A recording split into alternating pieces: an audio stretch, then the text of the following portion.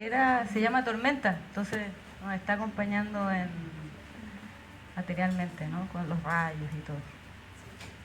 En su versión eléctrica, además, para hacerlo más divertido. Bueno, pues reitero el agradecimiento, gracias por estar aquí. Veo que varias personas sufrieron los estragos de la lluvia para llegar, lo cual es todavía más agradecible. Y bueno, primero, pues quiero decir que Paulina me invitó a presentar esta novela antes de que supiera de qué trataba, y justo les decía que podría haber sido una loa a Trump o algo así, y yo ya me había comprometido. Afortunadamente no lo es, y me gustó muchísimo la novela, entonces estoy muy feliz de que podamos tener esta conversación. Creo que esta es una novela de la que se puede hablar de muchas maneras. De hecho, cuando estaba preparando de qué me gustaría hablar, tuve muchas ideas de cómo entrar al libro, porque creo que es de esos libros que tienen muchas lecturas posibles, y eso me gusta mucho. Bueno, me gustaría saber, ¿quiénes ya leyeron el libro? Todavía no, pero ahí la llevas. Okay. Bueno, hay algunas personas que ya lo leyeron, pero no son tantas, entonces intentaré no spoilear cosas. Y creo que está bueno, pues para quienes no lo han leído, tal vez tengan una idea de qué trata, pero igual está bueno poner como un contexto general, ¿no? Como ya decía Paulina, la protagonista de esta historia se llama Javiera, es una inmigrante chilena que vive en Barcelona y que se encuentra en una situación complicada. Cuando la conocemos al inicio de la novela, lo primero que nos dice es que tiene que asistir a un suicidio, al suicidio de Laura, y va tarde, porque es tan mala que ni siquiera esa cita puede llegar a tiempo, ¿no? Una cita pues que suena bastante importante, ¿no? Y sin embargo, pues ella está ahí en el metro penando. De hecho, hay un fragmento que quiero leerles ahora, lo voy a leer porque creo que caracteriza maravillosamente al personaje Javiera. Y poco a poco nos vamos enterando cómo llegó a esta terrible circunstancia. Voy a pedirte que leas tantito, ¿está bien por ti? Para contexto de este fragmento que vamos a leer, Javier está en el metro y ve que hay un lugar sospechosamente vacío en el vagón y decide sentarse en ese sospechoso lugar, y se da cuenta de que estaba vacío porque el señor que está a su lado está llorando profusamente.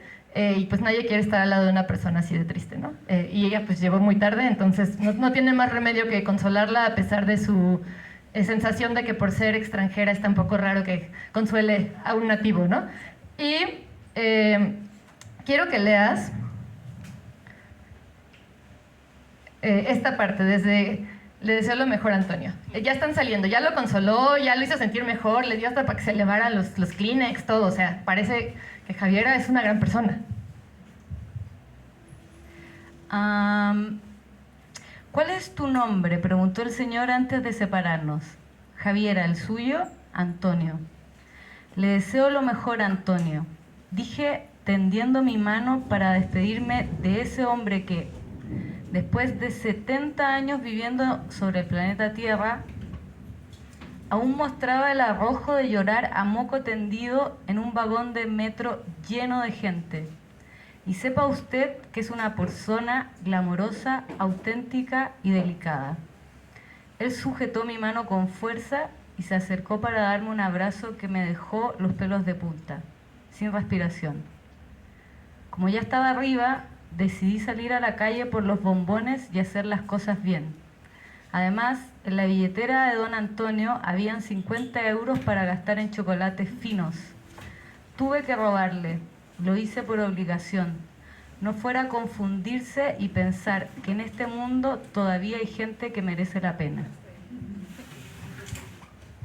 Y bueno, me parece maravilloso ese fragmento porque nos engaña, ¿no? O sea, este libro creo que tiene la gran cualidad de que no sabe seguirle el ritmo hasta que vas avanzando. Cada parte de alguna manera desmiente la anterior, y eso me parece una de las grandes cosas que hace que sea tan interesante leerla, porque no cumple con las expectativas de lo que esperaría, se va por otros lugares.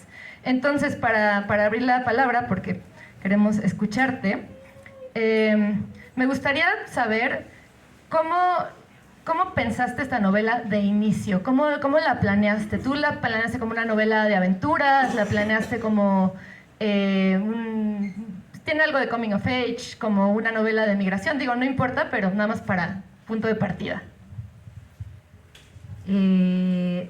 Yo creo que lo más importante es que en principio no la planeé.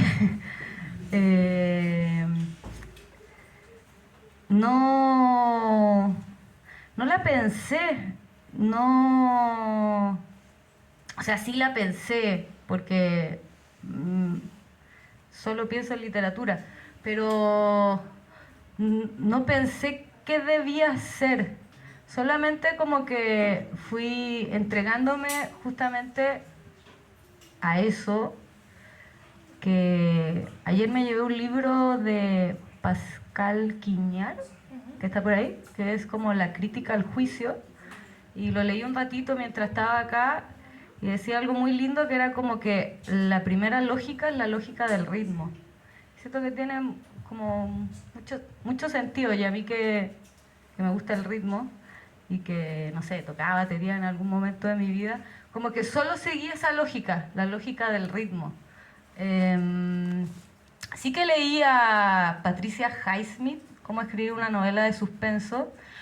Me sentí muy acompañada porque es Capricornio y está pensando en cómo debe mantenerse para escribir todo el tiempo, ¿no? Ella como que ama la literatura, pero tiene que escribir novela de suspenso porque es lo que le va a pagar por palabra, ¿no? Y me acuerdo de estar pensando, antes de escribir la novela, como que estaba pensando en la muerte, estaba pensando en el amor, estaba viviendo en Barcelona, y todo eso tenía sentido al mismo tiempo, la muerte, Barcelona y el amor. Y luego leí a Patricia Highsmith y ella como que, nada, como que hablaba de los móviles para matar a alguien. Y uno de los móviles más importantes era el amor. Entonces, me parecía curioso y chistoso y falta de respeto en la época actual en la que vivimos, pensar cómo sería un homicidio, un crimen pasional en una relación de amor libre, ¿no? Como un asesinato consentido. Y, y también, ahora hace poco que volví a leer ese ensayo, supongo que estaba pensando como el liberarme un poco de mí misma, como que Javiera me ayudó bastante, yo creo que, ya lo he dicho, pero como que siempre he sentido que tengo dismorfia textual, o sea, como que escribo algo y encuentro que es horrible, como que odio mi voz, y la odié en el primer libro y la odié en el segundo libro, y en este tercer libro bendecía un poco por esta, no sé, no tener planes y también entender la literatura como algo que tiene que seguir, como que dije como, ya, relájate, hazlo solamente. Y un poco seguí ese ritmo que me entregó Javiera en su locura y en su absurdo y en su patetismo, y supongo que ahí se fueron armando un poquito las cosas. Me gusta mucho eso que dices porque habiendo leído tus dos libros anteriores, se nota que la voz pues, es muy distinta, ¿no? Los otros tienen un tono un tanto más solemne, como que se siente muy solemne como eres tú en la vida cotidiana.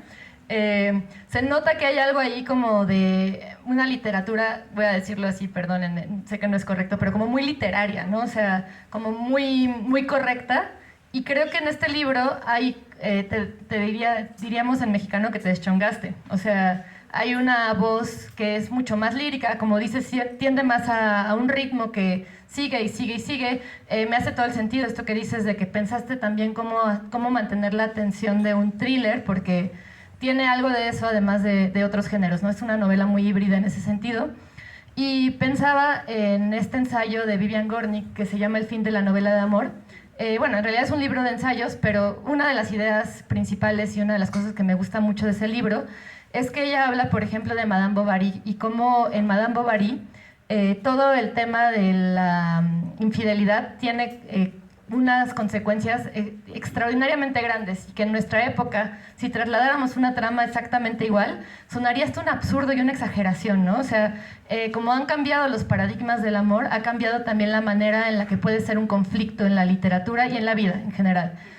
Y me pareció que en tu libro haces algo muy interesante para resignificar eso, ¿no? Cómo desde la manera en la que estamos viviendo ahora, planteas un conflicto, digamos que ancestral, que es pues el tema de los celos, del deseo de poseer una pareja, pero al mismo tiempo lo enmarcas en una cosa muy contemporánea, que es una relación que ni siquiera es una relación abierta, pero que involucra a 4 miembros.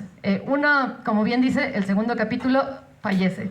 Que esta es la primera línea del segundo capítulo, que viene después de que le robó a un pobre anciano que le acaba de confesar sus más grandes males. Dice: sin ánimo de culpar a nadie,